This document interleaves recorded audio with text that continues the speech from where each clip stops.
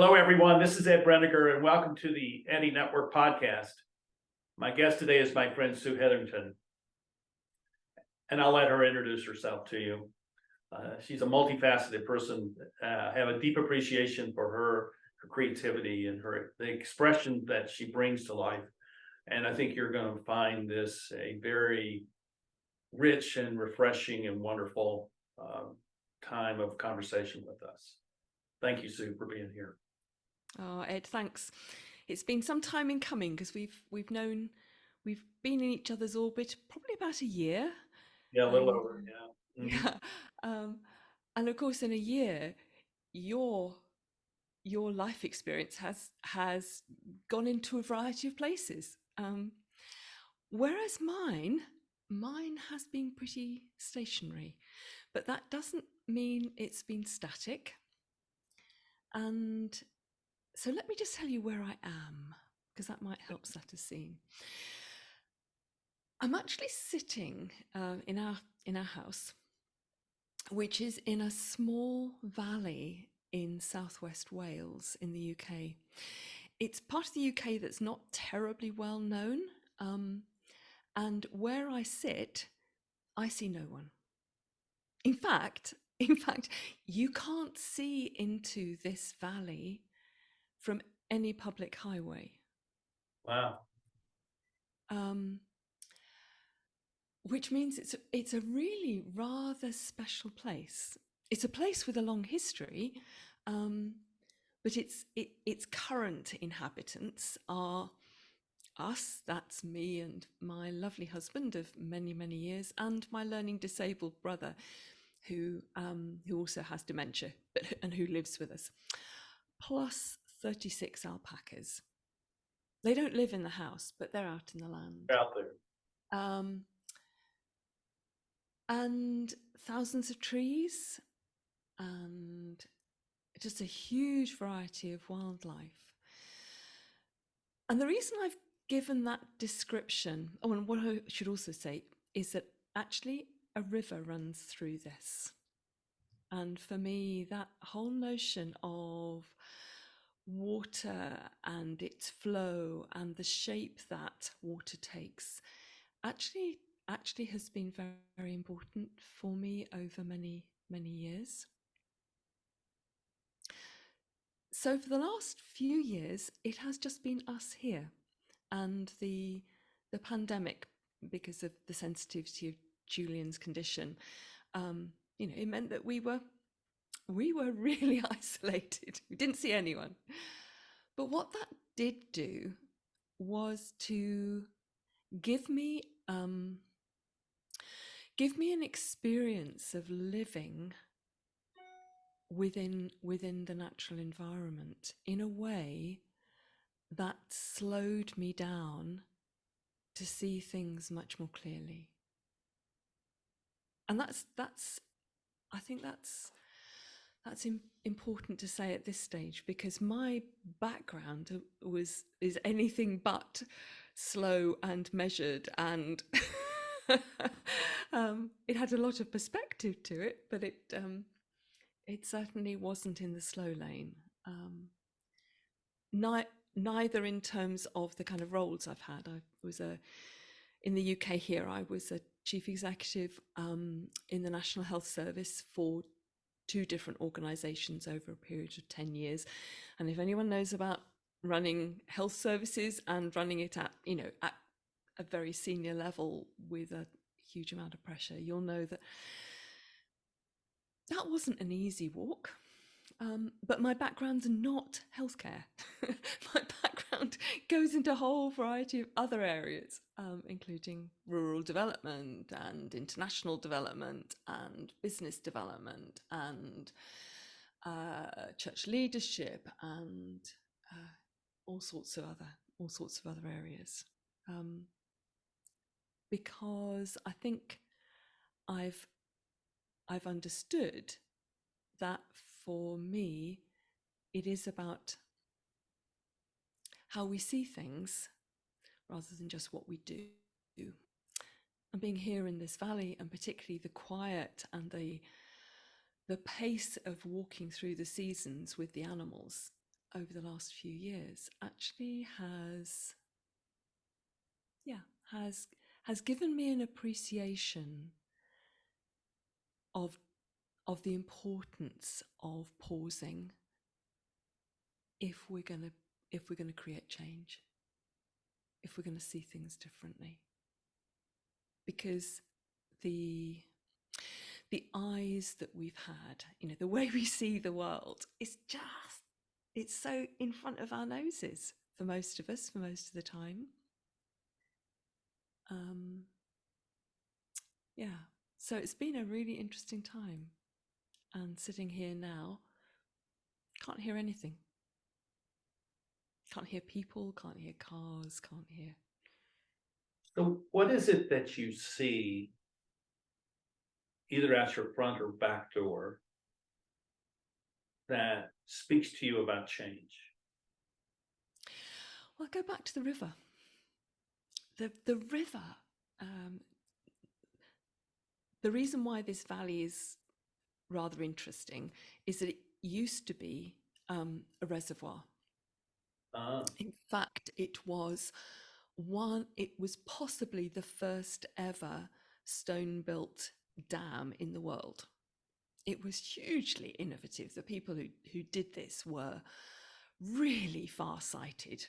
They picked up the need for fresh water in order to deal with issues of public health that Swansea, because we're just north of Swansea, was encountering. Swansea was one of the real hotspots of cholera in the UK, and finding a way to take fresh water down into the city, into the port, into the industry area, drastically changed everything. So here, as a valley, has been the site of real visionary perspective in terms of water. So that's the first thing I'd say, which is really when was that dam built? When was that dam? The dam was built between 1874 and 1878. Uh-huh. And the interesting thing about it is that it was actually built using materials from within the valley. So the stone was quarried within the valley. So we've got little quarries all the way up the valley. The clay plug was mined here. The extraordinary. And then the 130 million gallons of water that was in this reservoir, and then the pipe work that fed down into the city using gravity. Oh, extraordinary. Just so far-sighted. Although they omitted there's one thing they omitted to do, which they omitted to sort out the mineral rights under the land, which, given that this is mining country, meant that the mines started getting flooded, which is why this is no longer a reservoir. But we do still have the remnants of the reservoir, not the built remnants, but there is still a lake here. But the river that comes through, that its headwater is just up the valley from here, and it comes through, eventually ends up in the Lucker estuary by the Gower Peninsula. And the thing about this water is that it changes all the time. How so? If we have rainfall, the reason why this was a reservoir is because the water catchment area is so effective. So if it rains, we get a lot of water here, but not immediately. It'll come down off the mountains. It'll come out of springs, halfway up the hillsides. It'll create its own pathways, some of which are really temporary. A lot of rain gushes out of the rock down, and then it dries up because the aquifer goes down. But the river itself flows, and if we've had particularly heavy rain over a long period of time, then the power of that water may even change the course of the stream. So we've seen significant amount of earth moving just because the the brook, the river, has got so much water in it. We also see it change because it changes colour. So when it's really heavy rain, um, all the silt from further up will come gushing down, and so we are constantly dealing with this. Oh, have we got a build up of silt here? Do we need to do anything about that? And even at a kind of really micro level, the the amount of water that goes down the water steps will vary. Um, in the height of winter, or when we've had a lot of rain, we've got these beautiful Victorian water steps, and you can't even see the steps themselves because water is just powering. Thousands and thousands of gallons an hour, and when it's really dry, we see the bottom of the lake. We see just the little trickle. So this substance that's around us all the time actually has a huge amount to teach us about how everything is created, how everything is sustained, but also how everything can be swept away. And the thing I've realized is that, I think I understood it before, but living here and being in the middle of it, you can't control water. In fact, what you've got to do is respect water and respect its boundaries, respect its power, respect its life, its life force, its life giving. Because, if it gets really dry here, it gets really dry here. And the plants dry up. And the alpacas don't have anything to eat. So water then transcends space and time. Space and time almost are the wrong.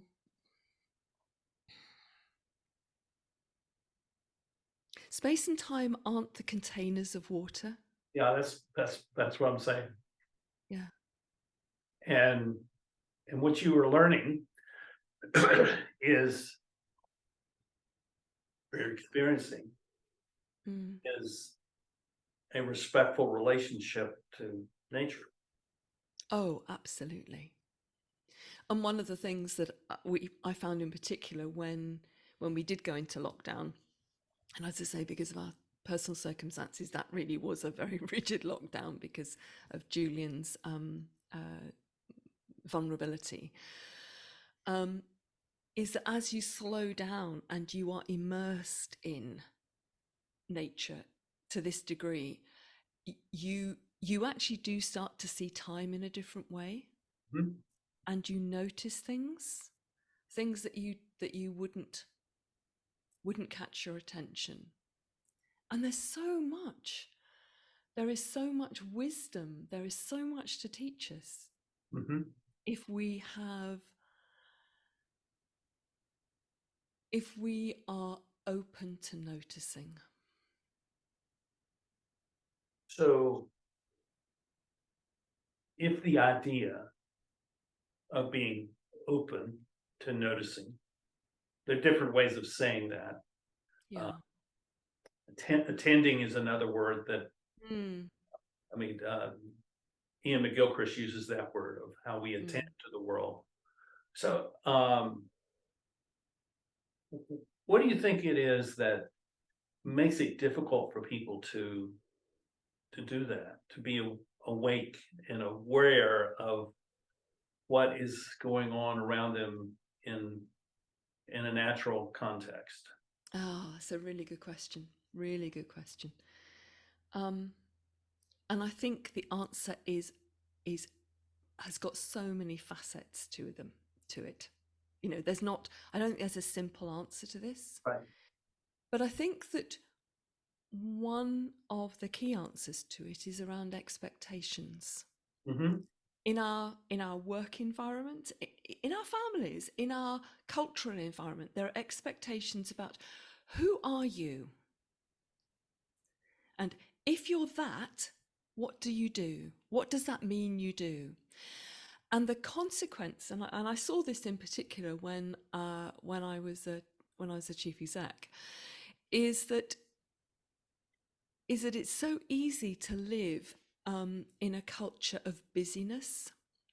Mm-hmm. And what I mean by that is that that you judge your importance by how full your diary is. you know, Yeah. you know, and Yeah. even now when I meet up with people, they say, "Oh, you must be so busy," and I say, "No, I'm not busy." But that's because that shape of who you are Mm-hmm. and what it means to be you Mm-hmm. is if you're important, you're busy. Mm-hmm. If you're important, everybody wants a bit of you. If you're busy, um, it means you must be doing significant things. And actually, even when I was a chief exec, I didn't buy into that. I was because I was looking at times how our busyness was leading to really stupid decisions. Because people were just so busy they weren't thinking. They were not thinking deeply enough. They were not thinking beyond their immediate perspectives in order to come up with a good judgment on things because they were so busy. We've got to make this decision now. We've got to do this. And I don't think you can notice things when you're in that busy frame. Mm-hmm. And actually neuroscience tells us this, if you're that busy, if you're literally your life energy is just focused on keeping going, you don't have the emotional, the mental, the psychological capacity. You don't have that space to do anything than just keep going. So I've been there. yeah, Yeah. absolutely. And that's part of the reason why I started writing about 5 years ago, writing just a short daily piece that I put out, which has a very deliberate intention of not writing lots of words and often writing poetically. So it's not kind of let's grab this and go. It's a quick let's get the information in, but just giving people a pause, just writing things in such a way that it isn't fast food on the hoof, but it's a 5 minute. Let's just quieten the tempo down a bit. It reminds me of our mutual friend Gail Benning, Yes, who yeah, writes 100 absolutely, words every day, something yeah, like that. yeah. And does the most remarkable thing of writing from three different voices in I those. know, Oh she's my! so creative. I just You just get my voice plus any other poets that I quote along the way. I just did my second interview with her, and on her Oh right, book Boys. Uh, yes, she's a wonder, and uh, yeah. I hope she finds success without busyness that comes with success. I think that's the way to say it. Yeah, she's Gail is grounded, and Very, very true. and she also has people around her that help her keep grounded. Yeah. Yeah, actually, her dog's part of that. Which again goes back to the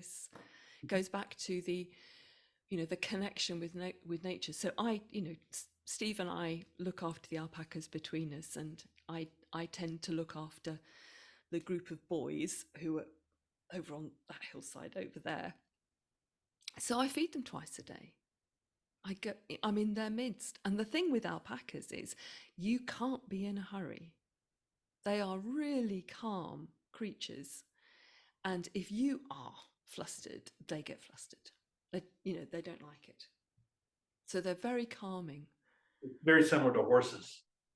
Yes. Yeah, very reflect your similar. own emotional life. Yeah, absolutely.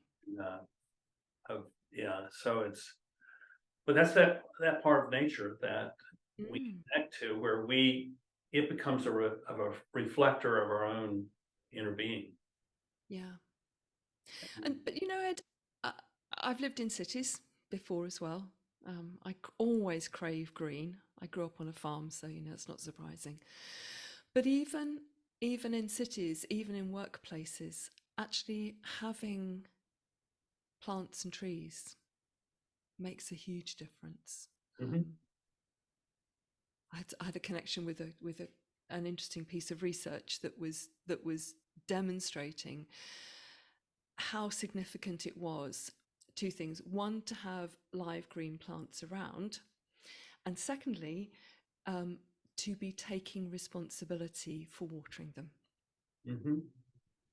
And the psychological impact of that is huge. Hmm. Yeah, yeah. So it's, I have a longing, which I don't see how will ever be actually fulfilled, but to live on a farm, and I'm fascinated by these young people who are farmers, who have their YouTube videos, Yeah. and they're talking about farming, and I like that. I like what they're doing, and I think that connection to the land is important, and uh, Oh, absolutely. Yeah. Just on that, I would say um, that for me is also another reason why we have lost a facet of our ability to notice. mhm, And it's because for many people, their sense of connection to a place has actually been lost. Um, in in our world of you go where the job is. Now I know there's a lot more remote working now, but there has been a whole generation of migration, of movement, which is good. I'm not suggesting it's not, but in the midst of that moving, we have at times lost our ability to connect with the place that we are within in. mhm, um, Thomas Merton talks about this really, really beautifully, but he talks about we are each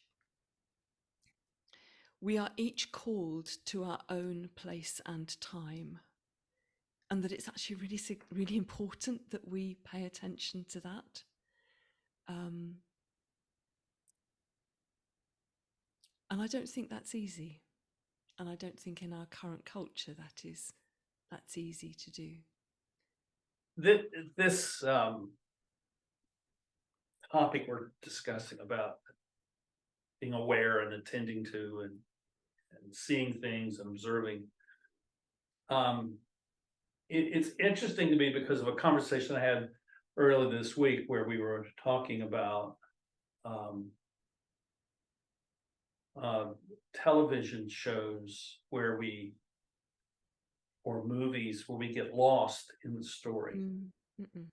And I was saying, well, I don't get lost. In fact, I sit there and I'm analyzing how the stories put together, how the characters are constructed. I'm particularly interested in the relationships of the characters, because that Mhm. tells me more about the story than usually the story itself. The whatever Mhm. Mhm. the narrative question or instigating problem is, and uh, and who I was talking with, didn't, was kind of surprised by that. I said, yeah, but I can sit and work and watch one of these British police procedurals, that you can get on BritBox, and I'm listening to the conversation on the screen about how they're trying to figure out what is the problem. And this is exactly the way I think. And in saying all of that to him, I realized that where I get lost in the story is getting in my car and driving across the country and spending hours driving down a highway where there's nothing, and it may be a highway I've been on many times, or it may be getting off the beaten path and going up a 2-lane road instead of staying on this 4-lane or 5-lane or 6-lane. Because I get lost in the beauty, however you want to define beauty, the natural beauty, or the lack of.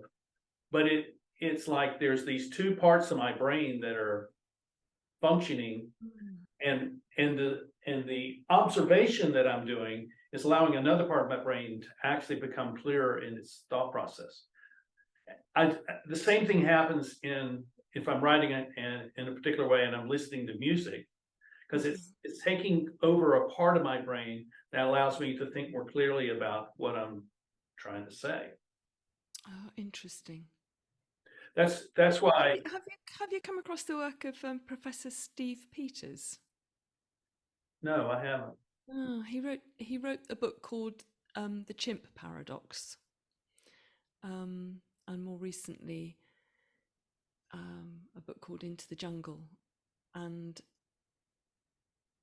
from his medical and he's got more degrees, but he's done a lot of work on what the different elements of the brain and how we can, if we enable parts of them to to quieten down, then it enables other parts of our brains to then function more.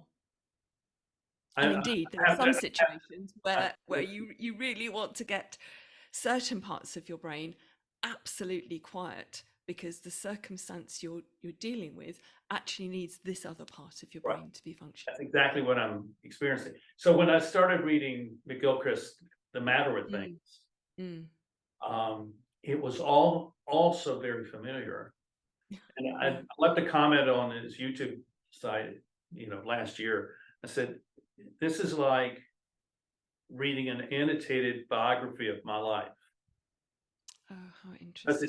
It's so familiar, and because what he's describing is actually how my mind works, how I tend to the world. And it was so affirming, gratifying to read that and to see that. And what it allows for me to do is to listen to people, so that I can hear them as they want to be heard.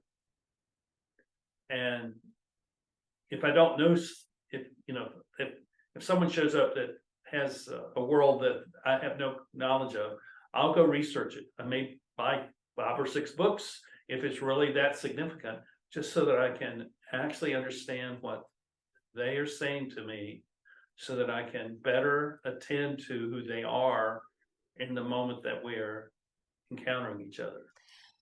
But that actually raises an interesting question, isn't it? Which is whether communication is for information or it is for formation.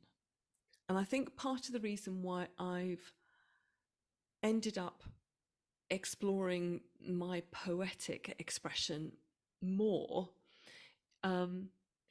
is because in writing poetry, which comes from me, from my experience, from how I see the world, but actually it's doing it in such a way that in connecting with another person, the other person actually sees something different, because actually what it's doing is opening up something inside them. And that's what I love about using poetry, because it is a way of opening things up, not closing things down. It's a way of, it's a generative conversation. It's a generative experience. And what you take out of a poem and what I take out of a poem, we might notice completely different things, because actually at different moments in our lives, and I find this when I read poems that are important to me and I read them over again and over, a long period of time, they mean something different. I notice different things. It speaks to me in different ways. Not because it's telling me something different, but because actually it's generating something different within me. It's the alchemy of words and space and attention and experience and current emotion and So what the air's like. if we take communication as kind of the banner, Yeah, what's happening underneath it? yeah, yeah, One in articulation, there's observation and articulation, and then there's conversation. And I need to be able to articulate what I'm thinking and feeling. And I'm doing so because I'm also observing what is happening in the context. But then I want to be able to engage that thought process with someone in conversation. And then that conversation changes both of those even more. And so I think. So what happens in the bit that's not the word bit? What happens in the heart, in the soul? Because I communication is too small a word for that. I think our self-perception changes in that moment. When the heart is engaged, we feel something and we know that we feel something that has no words. See, the way we're getting theoretical here, but the way I am coming to see the world is of a set of layers. You've got what is abstract ideas, and you have concrete action. And those kind of have been operating inside of a closed box for 300 or 400 years. There is only that which is, in a more gross sense, we call it material. Yeah, it's much more than that, but there's something else out there that transcends that, and we call it spirituality, or we call it consciousness. I call it reality, but that reality is not a verbal reality. It's nonverbal, and it's felt and experienced, and because we're human beings, we seek to go articulate that experience so that we make sense of it and brings meaning to us, and then it provides a way for us to connect with other people who may have had a similar experience. Okay, so what about those kind of situations where actually you sit with someone in silence?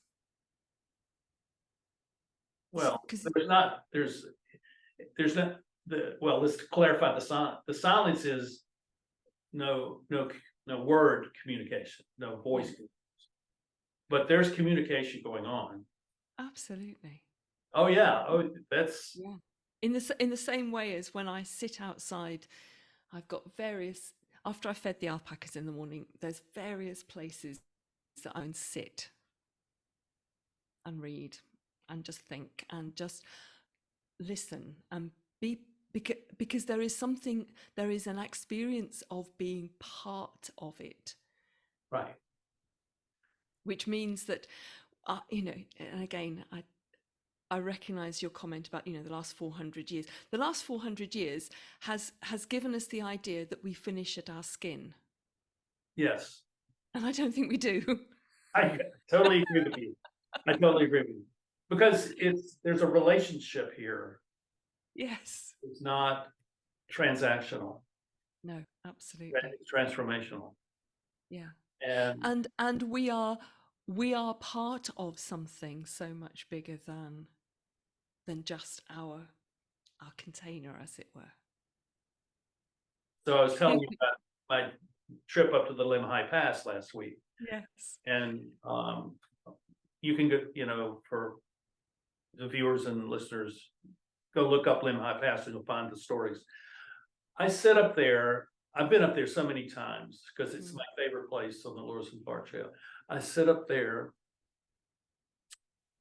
um, with a feeling of I don't know what the word, I don't have the words to tell you what those feelings are, but there's something that provides a level of authenticity to my life, which I'm very grateful for. Mm. And every time I go up there, it's a different experience. Mm. Different experience. The sky is different. The air Yeah. is different. The temperature is different. You know, And you're different. and I'm very different You're every time different. I've been up Yeah. there. So I think that being out in nature can do that to it. I think it also can happen in a city, Mm. but you have to be willing to give away all the expectations you have when you walk into the city and let the city come to you on its own terms. Because even though it's a human creation, it's still something that is a part of nature. Yeah. Yeah. No, it is. It is. It is. And um, even to the extent of, I mean, I love great architecture. If Mhm. I if I if I'm somewhere where a building has been extraordinary, the design of the building is just breathtaking. That takes my breath away in the same way as seeing a sunset. It's the way I feel when I go to Vienna. I, Yes, I'm yes. captivated by the beauty of it, the Mm, thoughtfulness of it, that how it mm, was created, mm, and its history. And mm, the more I've learned about its history, mm. the more powerful it has become. And when you go to Vienna, do you listen to music? Oh yeah, oh yeah. First time I ever went there, I went and heard the Philharmonic, Mm, and they play. It was two pieces. The Shostakovich cello concerto, played by probably the foremost soloist, Daniel Gaultier or something like that. mhm, Am I butchering his name? And it was remarkable. And I was sitting upstairs looking straight down on the orchestra, even with the conductor. And then they played Strauss's Alpen Symphony, mm. which you're surrounded by the Viennese woods. Yeah. I mean, I'm having chills going up my spine just thinking about that moment. Yeah. And it's a piece to me, who is a mountain lover, Yeah. which touches me at a very deep level. The privilege of being able to listen to that in Yes. person in that place, um, will Extraordinary. Yeah. obviously stay with me forever. Yeah. But it's also the art, is the visual Mm, representation of time, and mhm, yeah, it's so I spent 5 weeks there over 2 years, mm. and without, it's, and then the pandemic hit, and so life changed, and I haven't been back. But the idea is that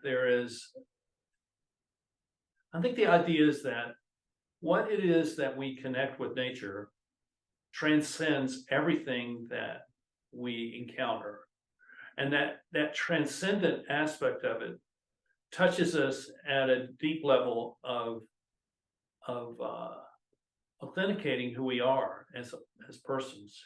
And it's not because we do something, it's not because we say something, it's because we are in the midst of experiencing that which is there, which has a life to it that is not controllable by us. And if we then can take it into our work, it infuses our work. Absolutely. fundamentally infuses our work. So here's my last question for you.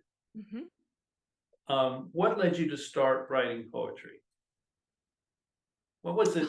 What was That's a really good that moment when you said, "I think I'm going to write 5 words down," and or whatever it was? No, it wasn't. No, it wasn't. It wasn't. It wasn't like that. Okay. It wasn't like that. It wasn't like that. I think. I think I have always had a a visceral, a deep appreciation for beautifully crafted words. I just didn't know it. But the more I got immersed in it, the more I recognized it. So it started, I think, when I realized I could have the freedom to express things a way that had more flow and more breathing space and more beauty than just writing straight sentences. And that's when I started experimenting with how you craft short form, because although I've written book, I'm certainly well versed in writing lengthy reports for things because that was part of my previous life, but I've particularly worked on short form. So what happened was that as I was experimenting with short form and this question of how you use words to make the connection with the other person's inside, not just their intellect. As I started experimenting with that, so I also then realized there were times when I wanted to say things and using traditional sentences and paragraphs, even though they were, lots of space in them, didn't do it enough. I needed to stretch it even further. And that's where my move from being, I'm going to tell you about this, to I'm going to write something that enables you to experience this. It was that shift. And as I made that shift and started to put some of that work out, then people were coming back and saying, "Oh, it's a poem." I hadn't particularly owned it as a poem, but as I did own the poems, then it gave me more liberty to then push that that frame further, without the little nagging thing out the back of here saying, "God, you're not a poet. You don't write in verse. You don't have rhymes. You don't have." Now, in fact, at times I might use structure, but I'm not trying to be a poet. What I'm trying to do is craft a few good words that have beauty to them, that have going back to the thing about water, that have a flow to them, that means that it goes from who I am to who they are through whatever filters there are around, and that in doing it in such a way that it inspires them, encourages them, affirms them. Mm-hmm. But also there's a bit of provocation in there. Yeah. It's not a static thing. For me, writing like that is not about presenting something. It's about crafting words in such a way that it creates movement. This is not creative writing. No. This is an expression of the depths of a life. And the expression of transcendence. Yeah. And the expression of meaning, and the expression of belonging and longing. Yeah. The human experience. And philosophy. The big questions. Why are we here? What are we doing? Well, you don't happen to have one handy, do you? Oh, I've got hundreds. You have, I was trying. you have one I was trying to think. that you Okay, I'll read you. I'll read you one that and we'll end with your poem. Yeah. I'd like for people to experience this gift of yours. Yeah. Okay. This is uh, this is a poem I wrote a couple of months ago. Your beautiful song. There's a song that only you can sing, buried deep within. It's been there since the beginning of you. Faint notes caught when you are still, waiting patiently for their time of release, because this is a beautiful song that needs to be heard, and no one else can sing it but you. And then as you start to sing, surprise as you hear resonance and refrain and realize that you're not alone. Joining the chorus, a symphony of voices, hearing the rhythm and weaving your part until we're caught up together in the collective anthem that the world was created to sing. Gently now, listen to the heartbeat of the world. Perfect. That's really the perfect ending to our conversation. But our conversation will obviously continue on. I hope so. Thank I you, hope so. Sue. Thank you, Sue, for being here. Appreciate you very much. Thank you for providing us an image of what it means to continue to grow and change in life, and do so in the context of the world that you live in and walk through every day. So thank you. Oh, thank you, Ed. Thank you. And thank you everyone for watching. I hope this has been as meaningful to you as it has been for me. We'll put in the show notes way to find Sue and her work, and